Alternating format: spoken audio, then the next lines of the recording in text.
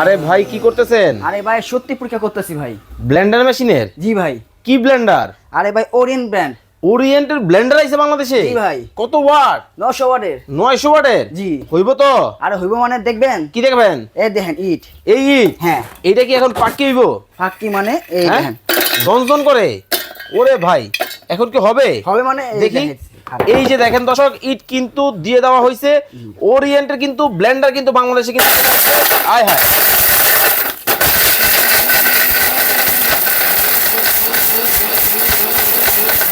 হয়ে গেছে? হয়ে গেছে মানে? লাড়া দিয়ে নিলেন? হ্যাঁ একদম চেক করে ফেললাম। চেক করে ফেলেন দেখি। ও রে ভাই পুইরা গেল তো। আরে কি পুড়ছে ভাই? দাঁড়ান তো দেখি।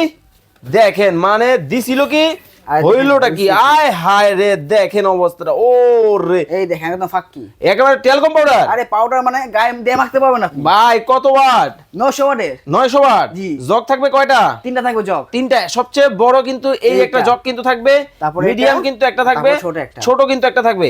মানে বাটাবাড়ি সব হবে। সব হবে। ভাই দাম কি অনেক বেশি হবে? আর দাম থাকবে সাধ্য মধ্যে। কত?